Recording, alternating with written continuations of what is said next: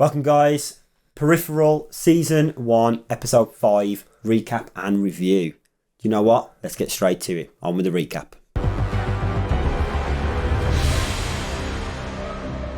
We start the episode with Alita and a recently deceased bee scientist as they catch up on some good old times and the relationship that they had. Our friend leads Alita to the God font and it gives us a bit more of an understanding about that and how that people in the future are doing research, as they say, on the people in the past through their haptics. And this gives us a glimpse into a soldier being blown up. More on that later. We're then introduced to a new character, Robert O'Connell. He's tasked with killing Flynn with his newly acquired gravity gun. Before he carries out his task, though, he goes bowling, and to be fair, it's fair to say he took out every pin on that occasion. We then cut to a bridge. Billy Ann rocks up to say, "Oh, can I help you, sir, with your car?" And he's like, no, go away. Flynn and Burton rock up and boom, Connell's at it. He's going for kills. He nearly gets the gun on Flynn's chest. The reverse. You think, oh my God, he's going to get to them, and then boom, Billy Ann rocks up with a shotgun and absolutely blows him away. 3 times I think she shot him, and he's like, oh, he's gone. Fantastic. Then, good old friend Deputy Tommy comes back to transfer Bob to jail, but on the way, he's ambushed, and out of nowhere, he's literally tanked down by an invisible car, which shocks me, shocks everyone, I think, and we see a bit of the boots of a mystery person who obviously was the driver of that invisible car. Flynn, in anger, heads to the future to confront Dr. Newland in a very face-on-face scene, and you know, obviously things get a little bit heated. I don't know who threw the first punch really, but you know, Flynn ends up getting the upper hand on this occasion and snaps Newland's neck just like that in what we can only assume is a peripheral, right? Yeah, well, she mentioned it was, but what was brilliant that scene was. So Steve, on that, what was your favourite scene of that episode? I think for me, my favourite scene had to be the bowling alley scene. Like he's just sitting there at the bar, and you can see the other guy who's mentioned, who's his friend, obviously. Tony, who seems to be his friend, not his friend, obviously. He rocks up, and Tony starts talking to Bob, and you're like, oh, they're going to have a chat. And you can clearly see Bob's annoyed now because obviously whoever was on the phone, which obviously is Newman's henchman, has told him that basically Tony's going to kill his daughter. Yeah, his daughter. And I love the fact that Bob's like, I'm really sorry, Tony, but you should have left my daughter out of this. And his lads come over going, come on, we need to take her outside, Bob. And he just goes, yeah. And I'm like, oh my God, if in 3 seconds it's shot. And then four people. What shocked me with that is the poor aim of the of the bomb. I wonder if she was shooting away from him on purpose. Yeah. Just to say, get out the bar, I don't want any more trouble. Yeah. And he's like, fuck off, boom. She blows her head. And then that led into the car scene where God. He obviously shot him on the car or whatever with the gravity gun, and he used the gravity gun to get him to the floor. And then he was like, right, I'm going to give you a chance. If you can crawl away, I'll call it even and say it done. And he's like, that arm doesn't look too great either. My legs on my arm can't move. And he's like, well, that arm. It's the way he says the arm's seen better days. Yeah. But I mentioned this last week. Obviously, they'd shown off a little snippet of that. The gravity gun or the sonic gun or whatever it is. That changes things completely, oh my God. I think. But the fact that is now in the past. Yeah. That's mental, right? Like, because obviously we hear them talk about this in the thing where like, the haptics are like a dumbed down version of the same thing that Wilfred and Flynn were experiencing in the Peripheral. And then obviously Burton and the guys have all got those haptics. And obviously they mention how they can mess with them and turn up certain things in their head to make people react differently. Like how that leads us on to Connor being the guy that got blown up in that. And you start to these flashbacks and you're like, is that Flynn's team? Is it not Flynn's team? And then as soon as one runs for the dog and gets blown up, you're like, oh my God, it's 100% Connor. That's made me ask actually, because obviously Connor's getting into the body, into the peripheral, and he's experiencing the future.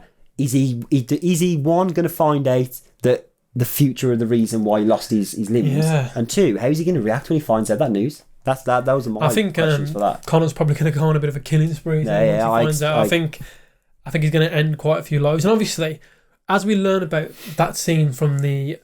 What's the font called, is it again? The God font. The God font. Once we learn from that scene, they mention there's 8,000 research studies going on. A lot. So this then makes me to believe, which is what I mentioned in the previous episode, there's lots more of these universes they've got spinning up. Yeah. Does that mean with 8,000 research studies, does that imply they have 8,000 branches of the past? Potentially. And I think that's massive if you've got all these crazy amount of multiverse branches. I imagine it might not be that many. It might be because they went on, didn't they? And they reeled off, like, say, one was for geology, one was for botanists and stuff. So I think that they might have lots of selection of researchers going on in one world, but then because we've got. I guess with the Flynn and Burns, the one we know, their university is more like advanced techs and back in the past, isn't it? So I reckon there could be definitely multiple worlds, and I think that sets it up nicely with what they're doing and makes me question where it's leading to. I still think we're going to see other versions of Flynn and Burton pop up because they have. It's when Flynn goes back to the future. In this episode, he's talking to Wilfred. He's like, "Oh, did you try and make me fall in love with you?" And he's like, "No." Wilfred's hiding something there. Yeah, he's definitely got a connection. And I still think. But do you reckon he's then done that before to another Flynn, which is why he knew what would work? Maybe, or I still think that him or Alita is related to Flynn and Burton somehow. I wonder if great-grandchildren is Alita or something, because Wilfred, he doesn't want them to get hurt, does he? And why would he give a shit, really? If he can just spin up another stub and get another person. I love they're not family after that kiss scene from well, it's from last week. But it's just like the Targaryens, mate. If they're thrown apart, it's fine. But that leads us nicely on to Alita when she's talking to Grace. Grace says, "Oh, do you still play with those dolls' houses?" She's like, "Yeah, I still play with the dolls' houses." And that's the doll's house. It is that we see in the previous couple of episodes, and that's the one of Flynn and Burton's house, isn't it? Which again leads me to believe is Alita a descendant of those. And I think it makes me more curious about that doll's house, though. It does. Like, does it have relevance? Yeah. Why bring it up more than just show it? They keep bringing it up, and I think just ending on this point, I'm so happy Grace is dead now. The girl who lost her eye, they kind of. Yeah. What was the words again? She said, you've got lovely eyes. Yeah. Oh yeah, I'd kill for those eyes. I just love that. I was like, yep, you already have love. Well done, brilliant. So Ben, what was your favourite scene in this? Because for me, I've got a couple really. One was the scene with Bob on the bridge, and he's casually waiting and nonchalant waiting for Flynn and Burton to turn up, and obviously old Billy Ann rocks up, and she she's like, I can fix the car, I can fix this car. Yeah, that was it. She was like, don't tell me what a woman can't do. I'm having this. I'll fix this bloody car if I need to. But then so obviously then they rock up, and there's a bit of and it was like when Flynn clocked the gravity gunners were calling it, and she was like, shoot him, and Burton was like, why? Hang on, let me process what's going on. He had it on a heart, didn't he? He was like seconds away from literally instantly. That would have killed her, But no, that was a good scene. It was a bit of gunplay. I loved how Burton was, as the car got knocked back into reverse by Flynn. I love how he was running with the car to stay behind cover. It was subtle details like that made me appreciate it. You can see it almost makes you realise that obviously that shows that Burton was a military man. Like he's trying to stay in cover as much as possible. It was great, man. But for that, then obviously then they called in the police and got our favourite man, Deputy Tommy, to come back. He's having a tough time this episode. And you know what? There was that scene right which was my favourite scene. But before we get there, was the lead up to it where he was in the car, obviously transporting Bob, and Bob was giving it his all. Let me go, I'll pay this, I'll pay that kind of thing. And there was a moment there where I thought, don't do it. Don't take the money. Yeah. But and then. Out of nowhere, you've got that tense moment. It's all kind of droning in on his face, and then all of a sudden, bang! He's literally smashed out of nowhere because you wouldn't have saw that car coming. No. That's the idea of it. Yeah. That's the kind of the point. You wouldn't see an invisible car. But then, obviously the car rolls, damage. At that point, I was shocked. My head was wide open. I was thinking, oh my god, what's going on? I questioned if they were going to kill Tommy at that point to stop the evidence. The loose ends, as they say. That guy that got out there with the boots on and stuff. Did his uniform look a bit sheriffy to you? No, I think he was, because he wasn't futuristic. No, but I feel like his trousers looked a bit sheriffy, like they were white, weren't they? Mm-hmm. So in my head, it's either someone else at the police department, or is Mr. Pickett back in it? That's what I think. Yeah, I think it's Mr. Pickett showing the town who's boss. There's another bad guy with a gravity gun trying to kill, and obviously that seems back to, Burton's paying him $200,000 a week to say, stop hitting us. So he's probably going to say, okay, I've just killed someone who was hitting you. I want a pay increase. But I'm thinking, that my biggest takeaway from this episode, right, is that one, Pickett, are we now going to see him merge to be a good guy and an ally with Burton and Flynn? Yeah. And two, are we going to see Connor turn to the bad guy? Like at the moment, they're they're on the edge. I'm thinking, are they going to swap? I can see on that. I don't know if Pickett's going to become a good guy. I wonder if Pickett's going to try and find out more about this future thing.